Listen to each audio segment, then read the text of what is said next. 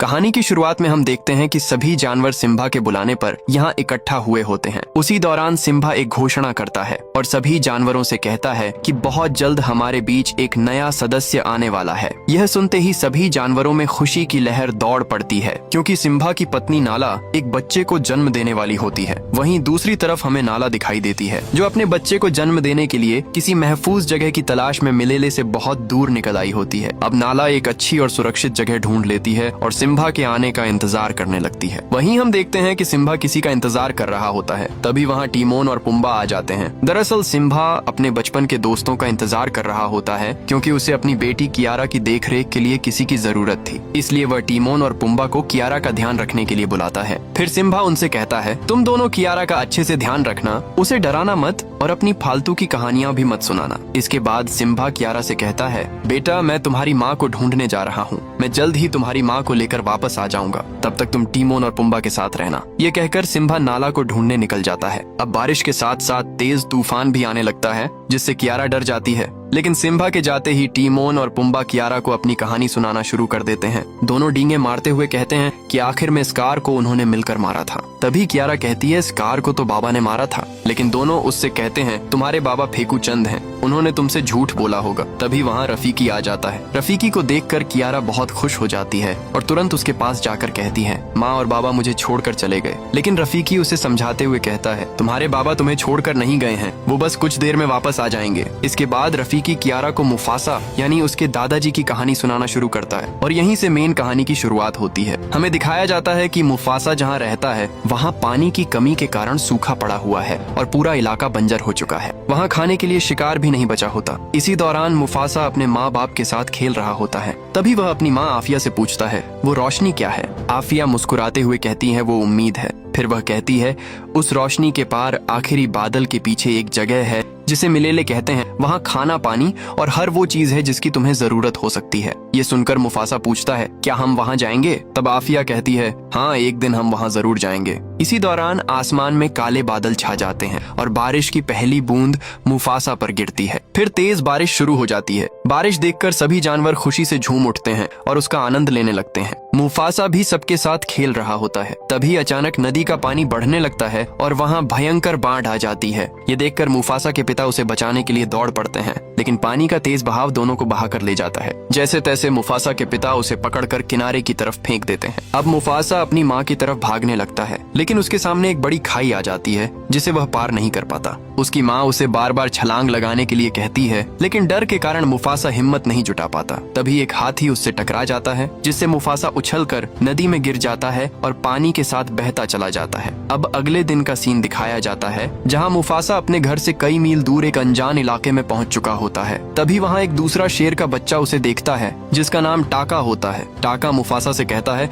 अगर तुम यहाँ रुके रहे तो कोई तुम्हें खा जाएगा। तभी अचानक दो मगरमच्छ मुफासा पर हमला कर देते हैं। मुफासा अपनी जान बचाकर भागने लगता है और टाका भी उसकी मदद करने की कोशिश करता है, लेकिन तभी टाका की माँ वहाँ आ जाती है और दोनों की जान बचा लेती है। वह टाका को डांटते हुए कहती है, तुम बिना बताए यहाँ क्यों आए? अगर तुम्हें कुछ हो जाता तो? इसके बाद टाका मुफासा को अपने साथ ले जाने की जिद करने लगता है। पहले तो उसकी माँ मना कर देती है, लेकिन टाका के बार बार कहने पर वह मान जाती है और मुफासा को अपने बच्चे की तरह अपनाने का फैसला करती है। फिर वे सब अपने घर पहुँचते हैं। वहाँ टाका के पिता ओवासी मुफासा को अपनाने से साफ इनकार कर देते हैं। वह कहते हैं, हम अजनबियों पर भरोसा नहीं करते। सच्चा रिश्ता सिर्फ खून का होता है। हम घुसपैठियों को मारकर खा जाते हैं। और वह मुफासा को वहाँ से चले जाने के लिए कहते हैं, लेकिन मुफासा जवाब देता है, अगर मैं भागा तो आप मुझे पकड़ नहीं पाओगे। मैं दुनिया का सबसे तेज भागने वाला बच्चा हूँ। ये सुनकर ओवासी टाका और मुफासा के बीच एक दौड़ रखने का फैसला करता है। शर्त ये होती है कि अगर टाका जीत गया तो मुफासा को वहाँ से जाना होगा, लेकिन अगर मुफासा जीत गया तो उसे उनके साथ रहने का मौका मिलेगा। फिर गिनती शुरू होते ही दोनों पूरी ताकत से दौड़ने लगते हैं। रास्ते में मुफासा थकने लगता है, क्योंकि उसने कई दिनों से कुछ खाया पिया नहीं होता। इसी वजह से वह कमजोर पड़ने लगता है। वापसी के समय टाका उससे आगे निकल जाता है,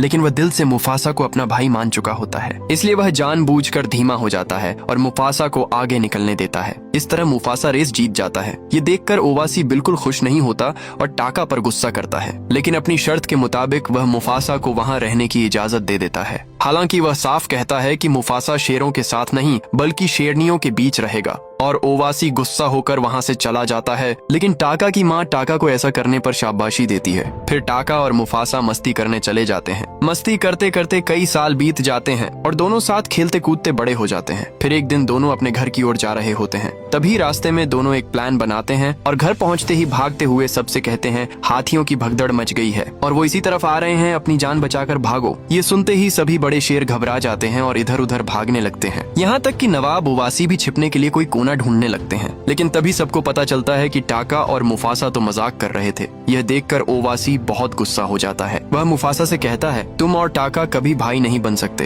तुम्हारी जगह यहाँ नहीं है, तुम्हारी जगह सिर्फ जनाने में है। ये कहकर ओवासी मुफासा को वहाँ से भगा देता है। फिर ओवासी टाका से कहता है बेटा तुम मर्द हो, तुम्हारी जगह हम मर्दों के बीच है, तुम आने वाले कल का भविष्य हो, एक दिन तुम यहाँ के राजा बनोगे, तुम्हारे पास सब कुछ होगा। लेकिन टाका ओवासी से कहता है मुफासा माँ के साथ शिकार पर जाता है, मुझे भी शिकार करना सीखना है। लेकिन ओवासी उसे ऐसा करने से मना कर देता है और सो जाता है। दूसरी ओर ईशा माँ मुफासा को शिकार करना और हवा के झोंकों से शिकार का पता लगाना सिखा रही होती है। फिर ईशा माँ और मुफासा दोनों छुपकर शिकार की ओर बढ़ने लगते हैं और टाका भी उन्हें छुपकर देख रहा होता है क्योंकि उसे भी शिकार करना सीखना था। लेकिन अब इन लोगों पर एक बहुत बड़ी मुसीबत आने वाली होती है क्योंकि दूसरी तरफ से दो सफेद और बेहद खतरनाक शेर भी वहीं शिकार करने आए होते हैं और वो भी इन्हीं की तरफ बढ़ रहे होते हैं। तभी ईशा माँ को एहसास हो जाता है कि यहाँ इनके अलावा कोई और भी मौजूद है। वहीं मुफासा भी ईशा माँ की तरफ आ रहा होता है। तभी ईशा माँ उसे चौकन्ना करती है और मुफासा भी उन शेरों को देख लेता है। उधर टाका भी उन शेरों को देखकर डर जाता है। तभी सफेद शेर शिकार को छोड़कर ईशा माँ पर हमला कर देते हैं। ये देखकर मुफासा तुरंत ईशा माँ की मदद के लिए दौड़ पड़ता है। वहीं ईशा माँ देखती है कि टाका भी वहीं मौजूद है, लेकिन मदद करने की बजाय वह डरकर वहाँ से भाग रहा होता है। इधर मुफासा अकेला ही दोनों शेरों से भिड़ जाता है। तभी एक शेर ईशा माँ को दबोच लेता है। ये देखकर मुफासा पूरी ताकत से उस शेर को टक्कर मारता है, जिससे वह शेर पेड़ पर जाकर गिरता है और वहीं उसकी मौत हो जाती है। यह देखकर दूसरा शेर अपनी जान बचाकर वहाँ से भाग जाता है। फिर ईशा माँ और मुफासा घायल अवस्था में घर पहुँचते हैं। उन्हें देखकर ओवासी चौंक जाता है और पूछता है ये सब कैसे हुआ। तब ईशा माँ सारी बात बताती है। वह कहती है दो सफेद शेरों ने हम पर हमला किया था, अगर आज मुफासा ना होता तो शायद मेरी जान भी चली जाती और टाका हमें मुसीबत में छोड़कर भाग आया। ये सुनकर टाका को अपने आप पर शर्म आने लगती है। वह सोचने लगता है कि वह अपनी माँ को मुसीबत में छोड़कर भाग गया। उसे बहुत बुरा लगता है। तभी मुफासा कहता है हमें तैयार रहना होगा, वो फिर हमला करने आएंगे। बहती हवा बता रही है कि वो एक दिन में यहाँ पहुँच जाएंगे। लेकिन ओवासी को मुफासा की बात पर यकीन नहीं होता, इसलिए वह अपना एक खबरी सफेद शेरों के इलाके में भेजता है ताकि सच्चाई का पता लगाया जा सके। अब दूसरी तरफ हम किरोक्स के कबीले को देखते हैं। वहाँ वही शेर मौजूद होता है जो कुछ देर पहले मुफासा से बचकर भागा था, और जिस शेर को मुफासा ने मारा था वो किरोक्स का बेटा था। अपने बेटे की मौत से किरोक्स गुस्से से आग बबूला हो चुका होता है। वह गुस्से में बचे हुए शेर को भी अपने साथियों से मरवा देता है। वहीं ओवासी का खबरी ये सब छुपकर देख रहा होता है। ये सब देखकर खबरी तुरंत वापस लौटता है और ओवासी को बताता है वो लोग बहुत जल्द हम पर हमला करने आ रहे हैं और उनका एक शेर हमारे दो शेरों के बराबर है। यह सुनते ही ओवासी तुरंत एक फैसला लेता है। अपने खून और वंश को बचाने के लिए वह टाका को वहाँ से भागने के लिए कहता है। वह कहता है टाका तुम किसी नई जगह जाकर जिंदगी की नई शुरुआत करना। फिर ओवासी मुफासा को भी टाका के साथ जाने के लिए कहता है, लेकिन मुफासा जाने से मना कर देता है क्योंकि वह अपनी ईशा माँ को छोड़ना नहीं चाहता था। तभी ईशा माँ उससे कहती है उस रोशनी की तरफ देखो, उस रोशनी के आगे काली घाटियों के उस पार तुम्हारी आंखों से भी दूर वहाँ एक गौरव भूमि है जो बिल्कुल स्वर्ग जैसी है, उसे मिलेले कहते हैं। तुम्हें वहीं जाना है क्योंकि तुम्हारा असली परिवार आज भी तुम्हारा इंतजार कर रहा है। फिर ईशा माँ मुफासा को जाने के लिए कहती है। टाका अभी भी अपने डर और शर्म के कारण उदास था, लेकिन ईशा माँ उसे समझाती है और कहती है तुम्हें भी बहादुरी दिखाने का मौका मिलेगा, लेकिन अभी तुम दोनों यहाँ से चले जाओ। फिर टाका और मुफासा जीने की उम्मीद में आगे बढ़ जाते हैं और कुछ ही देर बाद किरोक्स अपनी पूरी फौज के साथ ओवासी के वास पर हमला कर देता है। किरोक्स और उसकी फौज मिलकर ओवासी और उसके साथियों को मार डालते हैं। इसके बाद किरोक्स मुफासा और टाका के पीछे पड़ जाता है क्योंकि उसे अपने बेटे के कातिल को हर हाल में मारना था। अब मुफासा और टाका अपनी पूरी जान लगाकर भागने लगते हैं, लेकिन किरोक्स उनका पीछा छोड़ने का नाम ही नहीं लेता। तभी भागते भागते उनके सामने एक गहरी खाई आ जाती है। अब टाका और मुफासा चारों तरफ से घिर चुके थे और किरोक्स उन पर हमला करने ही वाला था। तभी टाका मुफासा को पकड़कर खाई में कूद जाता है। दोनों एक टहनी पकड़ लेते हैं और खुश होने लगते हैं कि उनकी जान बच गई। लेकिन तभी जब वो पीछे मुड़कर देखते हैं तो पता चलता है कि किरोक्स और उसके साथी भी पानी में कूदकर उनके पीछे आ रहे हैं। ये देखकर दोनों नदी के बहाव में बहते चले जाते हैं और फिलहाल के लिए किरॉक्स के चंगुल से बच निकलते हैं। अब रात के समय टाका खुद की तारीफ कर रहा होता है कि उसने मुफासा की जान बचाई। ये सुनकर मुफासा उसे ढक्कन समझने लगता है। तभी अचानक मुफासा को एहसास होता है कि कोई उनका पीछा कर रहा है। दरअसल एक चालाक शेरनी जिसका नाम शराबी होता है पिछले पूरे एक दिन से इन दोनों का पीछा कर रही होती है और इन्हें इसकी भनक तक नहीं लगती। शराबी के साथ एक पक्षी भी होता है जिसका नाम जाजू होता है और अब शराबी भी इन दोनों के साथ शामिल हो जाती है। अब इन सभी को भूख लगी होती है, इसलिए ये लोग शिकार करने निकलते हैं। वहीं दूसरी ओर हम एक बड़े से पेड़ पर बंदरों के झुंड को देखते हैं, जहां हमें जवान अवस्था में रफीकी दिखाई देता है जो अभी फिलहाल कियारा को यह कहानी सुना रहा होता है। अब यहीं से इस कहानी में रफीकी की एंट्री होती है। उस समय रफीकी को उसके ही झुंड के लोग झुंड से बाहर निकाल देते हैं, क्योंकि रफीकी आने वाले खतरे को अपने सपनों में पहले ही देख सकता था। उसने सभी को पहले ही चेतावनी दी थी कि कोई बड़ा खतरा आने वाला है, लेकिन सभी उसे पागल समझकर उसकी बातों पर ध्यान नहीं देते और फिर अगली ही रात एक चीता बंदरों पर हमला कर देता है। इस बात से गुस्से में आकर झुंड के सभी बंदर रफीकी को ही मनहूस और खतरे की वजह मान लेते हैं और उसे झुंड से निकाल देते हैं। अब रफीकी अकेला ही आगे बढ़ने लगता है। वहीं दूसरी तरफ मुफासा और उसके साथी शिकार करने के लिए घात लगाकर बैठे होते हैं। तभी मुफासा हमला करने के लिए आगे बढ़ता है, लेकिन रफीकी उससे बिल्कुल भी नहीं डरता। यह देखकर मुफासा चौंक जाता है। फिर वह दोबारा रफीकी को डराने की कोशिश करता है, लेकिन रफीकी पर उसका कोई असर ही नहीं होता। फिर मुफासा उससे कहता है, हम शेर हैं, हम तुम्हें खा जाएंगे, क्या तुम्हें हमसे डर नहीं लगता? इस पर रफीकी मुस्कुराते हुए कहता है, मुझे किसी से डर नहीं लगता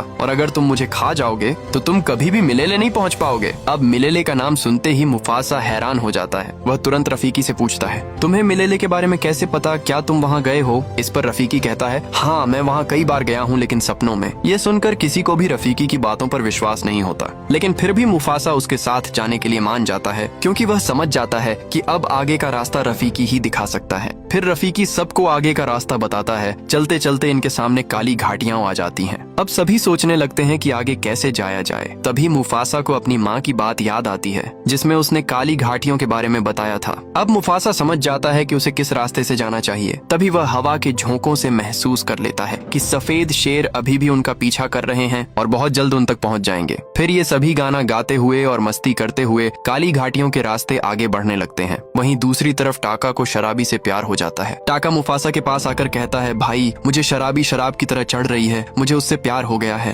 फिर टाका मुफासा से शराबी को पटाने की टिप्स मांगने लगता है। मुफासा भी उसकी मदद करते हुए कहता है, उससे वहाँ के फूलों के बारे में बात करो जहाँ से वो आई है। इसके बाद टाका तुरंत शराबी के पास जाता है और कहता है, तुम्हारे अंदर से बकर फूल की खुशबू आती है। ये सुनकर शराबी हैरानी से पूछती है, तुम्हें कैसे पता? तब टाका स्टाइल मारते हुए कहता है, मैं सूंघ कर ही सब पता लगा लेता हूँ। ये सुनकर शराबी टाका से इम्प्रेस हो जाती है और उससे बातें करने लगती है। अब जैसे ही ये लोग घाटी के ऊपर पहुँचते हैं, इनके सामने हाथियों का एक बहुत बड़ा झुंड आ जाता है जो इनका रास्ता रोक कर खड़ा होता है। तभी पीछे से किरॉक्स अपनी फौज के साथ मुफासा को मारने के लिए पहुंच जाता है। अब सभी बहुत ज्यादा डर जाते हैं। मुफासा हाथियों से मदद मांगता है, लेकिन एक भी हाथी उसकी मदद नहीं करता। तभी शराबी अपना दिमाग चलाती है और पेड़ पर लगे मधुमक्खियों के छत्ते को गिरा देती है। इससे सारी मधुमक्खियां हाथियों पर टूट पड़ती हैं और हाथियों के झुंड में भगदड़ मच जाती है। लेकिन अब इस भगदड़ से मुफासा की टीम भी खतरे में पड़ जाती है। तभी शराबी पेड़ से नीचे गिर जाती है और एक हाथी से टकराकर बेहोश हो जाती है। यह देखकर मुफासा तुरंत शराबी को बचाने दौड़ पड़ता है। वहीं भगदड़ की वजह से किरॉक्स और उसके साथी पीछे हटने लगते हैं और उनका रास्ता बंद हो जाता है। दूसरी ओर टाका डर के मारे कुछ भी नहीं कर पाता। चाहता तो वो शराबी को बचा सकता था, लेकिन डर के कारण वह किसी की मदद नहीं करता। इधर मुफासा शराबी को एक गड्ढे में खींचकर उसकी जान बचा लेता है। यह देखकर किरॉक्स किसी दूसरे रास्ते की तलाश में वहाँ से वापस लौट जाता है। वहीं दूसरी ओर रफीकी पेड़ से नीचे गिर जाता है और यहीं उसे उसका रहस्यमयी डंडा मिलता है। क्योंकि शराबी काफी देर से बेहोश होती है, इसलिए रफीकी अपने मंत्रों से उसे होश में लाता है। होश में आते ही शराबी पूछती है, मेरी जान किसने बचाई? तभी मुफासा कहता है, टाका ने तुम्हारी जान बचाई है। ये सुनकर टाका खुद भी चौंक जाता है और शराबी टाका को पसंद करने लगती है। फिर सभी लोग अपना सफर दोबारा शुरू करते हैं। अब मिलेले बहुत करीब रह गया होता है। ये सभी आगे बढ़ते हैं और पीछे से जाजू बर्फ गिराकर इनके पैरों के निशान मिटा देता है, जिससे किरॉक्स और उसके साथी रास्ता भटक जाते हैं। यह देखकर शराबी खुशी से मुफासा को गले लगा लेती है, लेकिन ये चीज टाका को बिल्कुल अच्छी नहीं लगती। उसी दौरान रफीकी गिर जाता है। तब मुफासा कहता है, मैं हूं ना, और उसे अपनी पीठ पर बैठा लेता है। तभी शराबी समझ जाती है कि उसकी जान बचाने वाला टाका नहीं बल्कि मुफासा था। अब यहाँ मुफासा शिकार करने आया होता है। तभी शराबी उसके पास आकर कहती है, मुझे पता चल गया है, मुझे टाका ने नहीं तुमने बचाया था। ये सुनकर मुफासा उसकी बात को टालने की कोशिश करता है, लेकिन शराबी कहती है, तुम हवा के झोंकों से सब पता लगा लेते हो। मतलब तुमने ही मेरी खुशबू सूंघकर टाका को उन फूलों के बारे में बताया था और तुमने ही मुझे भगदड़ से बचाया था। और यह सब टाका दूर से देख रहा होता है। मुफासा धीरे से कहता है, टाका मेरा भाई है, उसने मेरी जान बचाई थी, मैं उसे धोखा नहीं दे सकता। लेकिन शराबी उसकी बात मानने को तैयार नहीं होती। आखिरकार मुफासा मजबूर होकर सच बता देता है, हाँ मैंने ही तुम्हें बचाया था। और फिर यहाँ एक रोमांटिक गाना शुरू हो जाता है। इसी बीच टाका दूर से मुफासा और शराबी को एक दूसरे के करीब देख लेता है। ये देखकर टाका अंदर से टूट जाता है। उसके मन में वही बातें घूमने लगती हैं जो उसके बाबा ने कही थी, आवारा लोग एक दिन हमसे सब कुछ छीन लेते हैं। और अब टाका मुफासा को धोखेबाज समझकर वहाँ से जाने लगता है। तभी अचानक बर्फ टूट जाती है और टाका पहाड़ से नीचे गिर जाता है। नीचे पहुँचते ही उसे कुछ आवाजें सुनाई देती हैं। वह देखता है कि किरॉक्स का पूरा झुंड रास्ता भटक चुका है। अब टाका के मन में मुफासा से बदला लेने का ख्याल आता है। वह सीधे किरॉक्स के पास चला जाता है और कहता है, तुम्हारे बेटे को मैंने नहीं, मुफासा ने मारा था और वही है जो हर मोड़ पर तुम्हें मात दे रहा है। सिर्फ मैं ही तुम्हें उसके पास ले जा सकता हूँ, क्योंकि मुझे भी उससे बदला लेना है। उसने मेरा प्यार मुझसे छीन लिया। इसके बाद टाका और किरॉक्स हाथ मिला लेते हैं। अब अगली सुबह टाका वापस लौटता है। मुफासा उसे देखकर पूछता है, तुम कहाँ चले गए थे?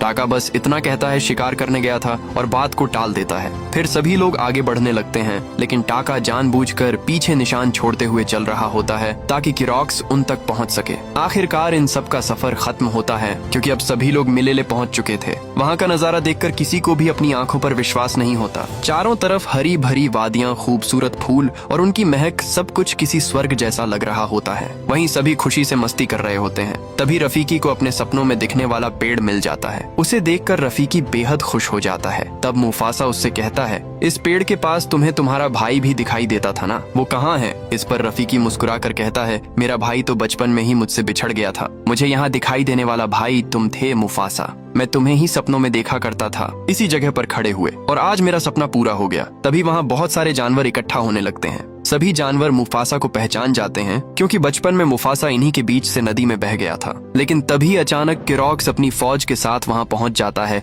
और मुफासा को चारों तरफ से घेर लेता है। किरॉक्स हंसते हुए कहता है, तुम्हारे अपने भाई की वजह से ही हम यहाँ तक पहुँच पाए हैं। अब मुफासा को अपने भाई की असलियत का पता चलता है। टाका गुस्से में कहता है, राजा का बेटा मैं और शराबी का प्यार तू, माँ बाबा का भरोसा भी तूने मेरी पूरी जिंदगी बर्बाद कर दी। इतना कहते ही किरॉक्स मुफासा पर हमला कर देता है। ये देखकर मुफासा भागने लगता है, लेकिन उसके सामने एक गहरी खाई आ जाती है। तभी पीछे से किरॉक्स उस पर हमला करता है, लेकिन मुफासा चालाकी से किरॉक्स को ही खाई में गिरा देता है। अब मुफासा को थोड़ा समय मिल जाता है। वह पहाड़ के ऊपर चढ़कर जोरदार दहाड़ मारता है। उसकी दहाड़ सुनकर सारे जानवर उसके सामने इकट्ठा हो जाते हैं। तभी मुफासा सबसे कहता है, मैं हूँ मुफासा बेघर आवारा, फिर भी आज तुम सबके सामने सीना तान कर खड़ा हूँ। मुझे पता है तुम सब डरे हुए हो, लेकिन तुम्हें मेरी मदद करनी होगी। तभी एक जिराफ कहता है, हम तुम्हारे साथ क्यों मरें? ये सिर्फ तुम्हारी लड़ाई है। इस पर मुफासा कहता है, आज ये लोग मुझे मारने आए हैं, लेकिन मेरे बाद क्या ये तुम्हारा शिकार नहीं करेंगे? अगर आज तुम सबने मेरी मदद नहीं की तो आने वाले समय में मिलेले भी खत्म हो जाएगा। ये सुनते ही सभी जानवर मुफासा का साथ देने के लिए तैयार हो जाते हैं। फिर सभी मिलकर किरॉक्स की फौज पर हमला कर देते हैं और उन्हें खदेड़ खदेड़ कर मारने लगते हैं। उधर ऊपर 3 शेरनियां मुफासा पर हमला कर देती हैं। लड़ाई करते करते मुफासा एक बड़े काले गड्ढे में गिर जाता है। वहाँ चारों तरफ अंधेरा होता है। मुफासा मदद के लिए टाका को पुकारता है,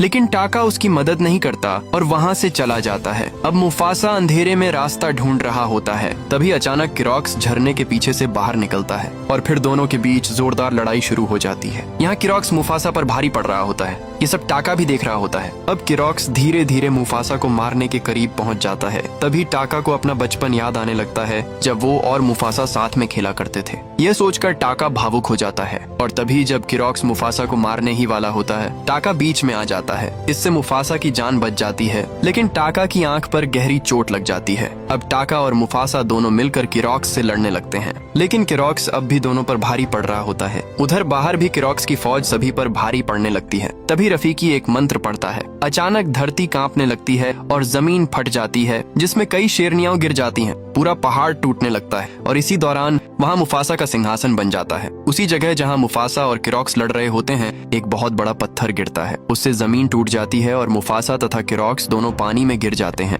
लेकिन पानी में भी किरॉक्स मुफासा पर हमला करता रहता है। तभी ऊपर से एक विशाल पत्थर पानी में गिरने लगता है। मुफासा उसे देख लेता है और जैसे ही किरॉक्स उस पर हमला करने आता है, मुफासा उसे धक्का देकर उस पत्थर के नीचे कर देता है और इस तरह किरॉक्स उस विशाल पत्थर के नीचे दबकर हमेशा के लिए खत्म हो जाता है। अब मुफासा ऊपर की ओर तैरने लगता है, वहीं टाका पानी में उसकी तरफ देख रहा होता है। तभी मुफासा पानी से बाहर निकल आता है, लेकिन उसकी आखिरी सांसें चल रही होती हैं। तभी टाका उसे पकड़कर ऊपर खींच लेता है। उसी समय शराबी वहाँ आ जाती है। टाका शराबी को देखता है और चुपचाप वहाँ से चला जाता है। इसके बाद मुफासा शराबी के साथ बाहर आता है। सभी जानवर उसे देखकर खुशी से झूम उठते हैं और उसे अपना राजा मान लेते हैं। फिर सभी जानवर मुफासा के सामने झुक जाते हैं। तभी रफीकी मुस्कुराकर कहता है, तुम्हारे लिए एक और खुशी इंतजार कर रही है। मुफासा पीछे मुड़कर देखता है और उसकी आंखें नम हो जाती हैं, क्योंकि वहाँ उसकी माँ उसका इंतजार कर रही होती है। अपनी माँ को देखकर मुफासा दौड़कर उससे लिपट जाता है। इतने सालों बाद अपनी माँ से मिलकर वह बेहद खुश हो जाता है और आखिरकार उसका सपना पूरा हो जाता है। तभी वहाँ टाका भी आ जाता है। सभी जानवर टाका को राज्य से निकाल देने की बात करते हैं, लेकिन मुफासा उसे वहाँ से भगाता नहीं है।